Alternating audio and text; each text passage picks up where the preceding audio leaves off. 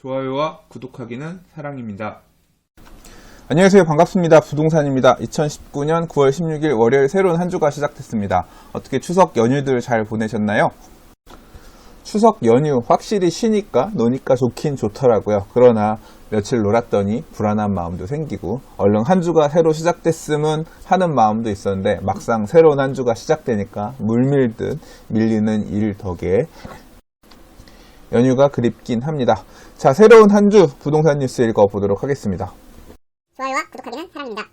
첫 번째 뉴스입니다. 추석 이후에 부동산 시장 어떻게 움직일까? 가장 궁금한 대목일 거고요. 많은 분들이 제게도 질문하는 내용입니다. 전문가분들 언론에서 많이 소비되는 전문가들은 어떻게 얘기했을까? 한번 그 내용을 좀 보도록 할게요. 자, 먼저 건국대학교 심교영 교수님, 보합 정도 보고 계시네요. 월세는 안정세, 전세는 좀 올라갈 것 같다.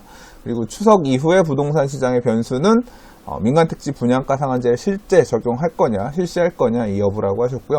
건대중 명지대학교 부동산학과 교수는 금리 인하, 그 다음에 민간택지 분양가 상한제가 추석 이후 중요한 부동산 변수라고 했고, 강보합, 전월세 시장도 강보합 시장으로 전망했습니다. 투자 전략, 무리해서 집 살 때는 아니다 라고, 보합이긴 하지만 무리해서 집 살 때는 아니라고 이렇게 판단하신 것 같고요.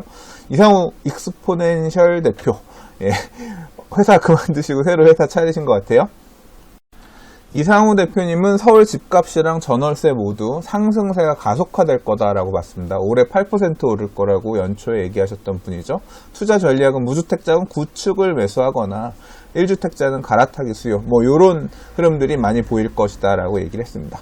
자, 최상욱 연구원은 어떻게 얘기를 했냐면 마찬가지로 민간택지 분양가 상한제, 그 다음 보유세 부분이 중요한 변수라고, 추석 이후에 중요한 변수라고 얘기했고요. 집값, 서울 집값은 보합세일 거다, 전월세는 상승할 거다 이렇게 얘기를 했습니다. 무주택자는 구축을 매수하는 방향, 그 다음 다주택자는 증여나 또는 매각을 통해서 보유세 부담을 완화하는 이런 전략을 펴야 된다, 이런 식으로 얘기를 하셨네요. 직방의 하명진 빅데이터 랩장은 분양가 상한제, 그리고 이제 기준금리 추가 인하, 경기 움직임이 추석 이후 중요한 부동산 변수라고 했고요. 서울 집값은 강보합, 전월세도 강보합, 국지적 양극화가 있을 거다. 그렇게 얘기했습니다. 비슷비슷하네요. 투자 전략은 무주택자는 청약, 1주택자는 새 아파트로 갈아타기, 다주택자는 절세 전략이 필요하다라고 했고요. 얘기 비슷하죠? 그 다음에 부동산 114의 김은진 리서치 팀장은 민간택지 분양가 상한제가 추석 이후 중요한 부동산 변수라고 했고, 서울 집값 전망은 강보합, 전월세는 안정될 것 같다 이렇게 얘기를 했고요. 무주택자는 매수보다 청약 유리하고 다주택자는 임대사업자 등록을 한다던가 결국 보유세 회피하는 전략, 이런 부분들에 대해서 얘기를 했습니다. KB국민은행 수석 부동산 전문위원 박엄갑 님께서는 마찬가지로 추석 이후 중요한 부동산 변수, 민간택지 분양가 상한제, 금리 인하 두 가지 얘기했고요. 서울 집값 전망 강보합 받고 전세는 약간 오를 것 같다 이렇게 얘기를 했습니다. 투자 전략은 무주택자는 선청약 후 매입, 청약해보고 안 되면 사라, 이런 정도 얘기하신 것 같아요. 올 상반기에 이 전문가분들 개개인들이 어떻게 예측하셨는지는 잘 모르겠으나 약간 스탠스가 바뀐 분도 있을 것 같고, 대부분 서울 집값이나 전월세 시장이 그렇게 떨어지진 않을 것 같다, 보합 또는 적어도 강보합 오를 것 같다, 탄탄할 것 같다, 이런 뉘앙스로 답변들을 해주셨네요. 제 생각은 어떠냐? 저는 잘 모르겠습니다. 다만 흐름들은 잘 짚어서 부동산TV에서 얘기해드리도록 할게요. 좋아요와 구독하기는 사랑입니다. 다음은 지방부동산 분위기 한번 보도록 할게요. 힙이 엇갈린 대대광, 낙폭 줄이는 부울경이라고 했는데, 이거 부동산 퀴즈 낼 만한 얘기죠. 부울경 뭐예요? 부산, 울산, 경남, 그 다음에 대대강, 대전, 대구, 광주, 광역시 3개에 묶어서 얘기하는 거죠. 대대강이 세트로 묶여가지고 투자들도, 외부 투자들도 많이 가고 이슈가 됐었는데, 희비가 엇갈렸다라고 합니다. 어떻게 엇갈렸냐면, 대전은 올해 아파트 값이 독주하고 있는데, 대전이 한동안 세종시 물량들 때문에 약간 소외됐었죠. 그래서 이 물량들이 있음에도 불구하고 어떻게 움직일까 많이 궁금했는데, 본격적으로 올해 많이 올랐어요. 그래서 대전 아파트 값은 누적 2.78% 전국 최고 많이 올랐다고 하고요. 그러니까 소외되었지만 어느 시점에 또 이렇게 올라가는 모습 보이는 거예요. 자, 전통적으로 뜨거웠었던 부산이나 제주 이런 데는 안 좋다는 기사 계속 보이죠. 한편으로 대구, 광주 같은 경우는 많이 올랐다가 지금 뒷걸음질 치고 있다라고 합니다. 지난해 올랐던 상승분을 반납하는 경우가 속출하고 있다. 대략 보면 대구 아파트 값은 올해 1월부터 9월까지 누적 1.08% 하락했다고 합니다. 지난해 같은 경우에 1.77% 상승했는데 반전됐고요. 광주도 올해 0.81% 떨어져서 지난해 같은 기간 2.29% 올랐던 것하고는 대조를 이룬다. 대전은 좋고 대구, 광주는 별로 안 좋고 그렇게 요약할 수 있을 것 같고요. 부산, 울산, 경남 쪽도 좀 이슈가 있네요. 자, 울산 같은 경우는 2017년 3월 이래 2년 6개월 동안 130주 연속 하락 중인데 올해 9월 둘째 주까지도 떨어졌다고 합니다. 다만 작년에는 7.6% 정도 빠졌는데 9월 둘째 주는 4.65%라서 하락폭이 약간 좀 둔화된 모습이다라고 합니다. 슬슬 바닥에 가고 있는 모습일까요? 기사에서는 조선업 시장이 회복세를 보임에 따라서 전월세 거래량이 증가하고 그러면서 받쳐주면서 매매가들도 살살 그에 따라 매매가도 받쳐지는 모습이 아니겠느냐 이런 식으로 얘기를 하고 있는데 뭐 이유는 어쨌든 상관없습니다. 하락세가 멈춰서고 상승세로 돌아설 것이냐 상승세로 이어진다라고 하면 방향성이 확실히 설 것이냐 이제 이런 부분만 체크해가면서 보면 되지 않을까 생각합니다. 이 지역에 관심이 있으신 분들 같은 경우는 작년에 마이너스 19.89%로 전국에서 가장 아파트값 하락폭이 컸던 경남 거제시의 경우에는 올해 누적 0.06% 상승을 기록해서 바닥권 탈출을 시도하고 있고 만약에 이 모습이 사실이라고 하면 살짝 반등하는 그런 그래프일 수 있을 것 같고요. 부산 같은 경우도 가을 이사철을 맞아서 낙폭을 줄이고 있다고 합니다. 부산 아파트값 9월 둘째 주 하락률은 마이너스 0.06%에 그쳐서 하락폭을 줄여가고 있는 추세라고 하는데요. 앞으로 상승 전환할지 추세가 그래서 다시 올라가는 방향으로 이어질지 이들 지역들은 주목해 볼 필요가 있을 거라고 생각합니다. 좋아요와 구독하기는 사랑입니다. 어제 밤에 보니까 네이버 실시간 검색어 1위가 서민형 안심전환 대출이더라고요. 자, 1%대 서민형 안심전환 대출이 나오면서 대출 기존에 이용하신 분들 중에서 갈아타시려는 분들 아주 난리가 났습니다. 질문도 많고 관련된 컨텐츠들, 관련된 글들도 굉장히 많이 올라오고 있는데요. 자, 최근 정부와 금융당국은 하반기 경제활력 보강 추가 대책과 주택금융 개선 방안으로 변동금리, 준고정금리 등으로 이용 중인 주택담보대출을 연 1.85%에서 2.2% 수준 금리로 이렇게 대환할 수 있는 서민형 안심전환대출을 내놨고 오늘 9월 16일부터 29일까지 신청을 받는다고 합니다. 2015년에도 비슷한 안심전환대출을 시행한 바 있는데 저 이거 받았어요. 그래서 지금 고정금리로 사용하고 있기 때문에 원금 상환이 좀 부담스럽긴 하지만 금리 올라갈 때도 사실 크게 걱정은 없었거든요. 자, 많은 분들이 이 혜택을 받으면 좋겠지만 제한이 있네요. 연소득 1인 가구를 포함해서 부부 합산 연소득이 8,500만원 이하인 1주택자만 신청할 수 있고요. 1주택자 딱 정해졌고 그 다음에 혼인한 지 7년 이내거나 2자녀 이상 가구인 경우에는 부부 합산 소득이 1억 원 이하로 늘어난다라고 합니다. 그리고 신규 대출이 아니라 기존의 주담대를 7월 23일 이전에 9억 이하 주택 주담대를 받은 1주택자만 신청할 수 있다라고 합니다. 그래서 이 혜택을 받을 수 있는 분 또는 받지 못하는 분들 갈등도 좀 있는 것 같고요. 왜 우린 안 해주는 거야? 불만이 있을 수 있겠죠. 그리고 신청을 올해부터 받는데 은행 가서 뭐 기사에서도 있지만 줄 서신 분들 쪽 이거 상담 받으려고 신청하시려고 줄 서신 분도 계시고 그리고 인터넷 통해서도 접수가 가능한 것 같은데 중간에 뭐 접수 대기가 엄청 길었다라고 합니다. 자, 선착순으로 받는 건 아니고요. 16일에서 29일까지 2주간 은행창구나 주택금융공사 홈페이지에서 신청할 수 있고요. 지금 요번에 푸는 돈이 20조 원인데 이 20조 원을 크게 초과하게 되면 다 주는 게 아니라 신청한 사람 다 주는 게 아니라 주택가격이 낮은 순으로 지원할 계획이라고 합니다. 조건이 좋은 대출인 만큼 혹시 부동산TV 구독자분들 중에서도 신청하시는 분이 계신다라고 하면 꼭 전환 대상자가 되실 수 있기를 부동산이 기도합니다. 좋아요와 구독하기는 사랑입니다. 자, 직방에서 역세권 청년주택 임대료 관련해서 보도자료를 하나 내놨나 봅니다.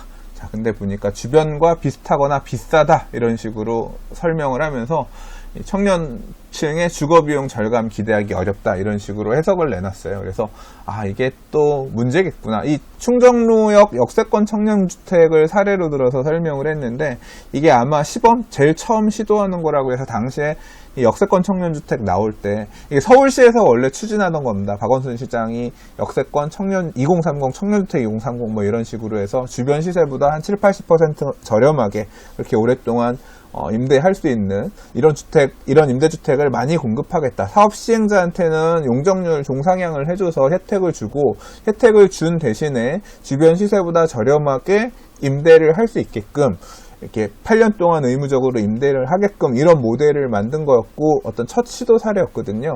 이런 지금 사업들 역세권 청년주택은 서울 안에서 역 주변 1차 역세권 지하철역 250m, 300m 이내에서 이런 사업들을 하고 있는 사업장들이 여러 곳 있습니다.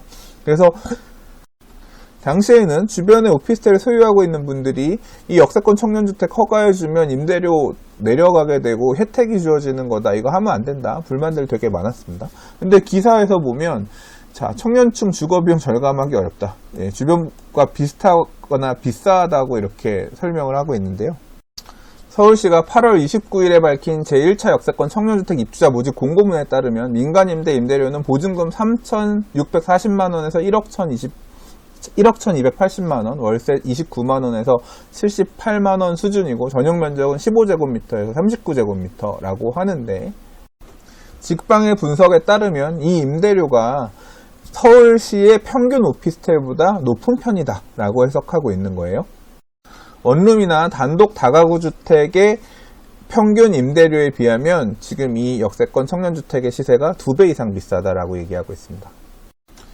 결국 이 보고서는 역세권 청년주택의 임대료가 낮지 않은 수준이기 때문에 청년들의 주거비용을 낮추는 효과는 기대하기 어려울 것 같다 이런 식으로 얘기하고 있습니다. 사실 이 기사에서는 이 서울시 평균을 가지고 와가지고 가격을 분석을 해놔서 사실 좀 처음엔 납득이 안 됐는데 이제 다른 보도 자료들을 보니까 이 책정된 임대료가 서울시에서 이제까지 홍보했던 것처럼 주변 시세의 뭐 85%에서 90% 이런 수준이 아니라 인근 지역에 있는 오피스텔 임대 수준하고 비슷한 가격이 책정이 됐다라고 하더라고요. 만약 직방에서 조사한 내용대로라고 하면 이 사업 시행자들은 용적률만 보너스로 더 얻어먹고 임대료는 주변 시세만큼 다 받아먹고 특정 업체에게 혜택이 엄청나게 주어지는 그런 사업이 아니겠느냐, 좀 납득이 안 갑니다. 좋아요와 구독하기는 사랑입니다. 한남 뉴타운 3구역 관련해서는 근래 뉴스를 몇 번 읽었던 기억이 납니다. 하나는 시공사 선정을 올해 할 건데 컨소시엄이 되냐 안 되냐, 이 문제에 관련해서 컨소 안 되는 걸로 해서 뭐 빠르면 어쩌면 연내 시공사 선정이 안 될 수도 있다, 조합에서는 연내 하려고 한다, 뭐 그런 얘기 있었고, 근래에 나온 기사 중에 보면 대림에서 단독으로 참여한다 이런 기사도 보였습니다. 근데 그 이전에 읽었던 기사 중에 이 기사가 있었어요. 2심 판결이 나왔기 때문에 그냥 체크하고 넘어갑니다. 이 로얄 팰리스라고 하는 한남 3구역 안에 있는 아마도 고급 빌라라고 생각되는데요. 이제 여기를 빼고 사업을 할 거냐 포함을 해서 할 거냐 이 문제 관련해서 1심 판결이 있었고 그때 서울시가 졌어요. 당시에 그 기사를 읽었을 때 이 판결 내용대로라고 하면 사업이 지연될 수밖에 없다. 로얄 팰리스를 재촉하고 다시 정비 계획 수립하거나 하려면 지연되면서 악재다. 이제 그런 말씀을 드렸습니다. 항소심 보자, 2심 결과 보자라고 했는데 2심 결과가 나왔어요. 보시는 것처럼 서울시는 항소해서 2심에서 승소했다라고 합니다. 서울시 관계자는 한남 로얄 팰리스 소유주 측이 2심 결과에 불복해 항소할 경우 3심 재판을 준비해야 되는데 아직 항소 여부는 불확실하다고 전했다라고 하는데요. 항소하게 되면 또 항소심 결과에 따라서 어떻게 될지 모르니까 약간 조마조마하는 건 있을 수 있을 것 같아요. 좋아요와 구독하기는 사랑입니다. 기름 뉴타운 그리고 기름 미아 재정비 촉진지구는 서울시의 재개발, 뉴타운 이런 쪽을 보시는 분들 입장에서는 굉장히 기념비적인 곳, 눈여겨봐야 될 곳이라고 생각하는데요. 왜냐하면 기름 뉴타운은 시범 뉴타운으로 2002년에 가장 먼저 지정이 됐고, 그 다음 기름 미아 균형발전 촉진지구, 지금 재정비 촉진지구로 이름이 바뀌었습니다만 여기는 2003년에 제1차 균촉으로 지정이 되면서 이 서울시가 당시에 추구했었던 이 정비사업의 어떤 모델을 제시하는 곳입니다.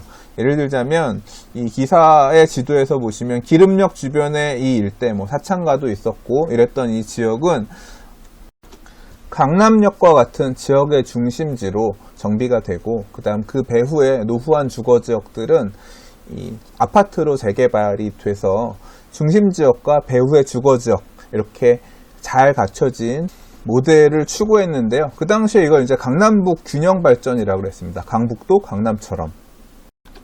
자, 근데 그 모델이 가장 먼저 마무리가 될 수 있을 만한 지역이 시작도 빨리 했으니까 바로 이 기름뉴타운 이 지역입니다.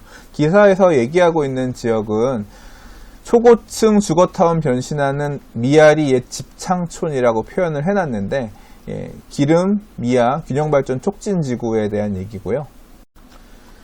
성북구 하월곡동에 위치한 신월곡 1구역이 최근에 성북구청에 사업시행인가 신청을 해서 사업이 진행되고 있다.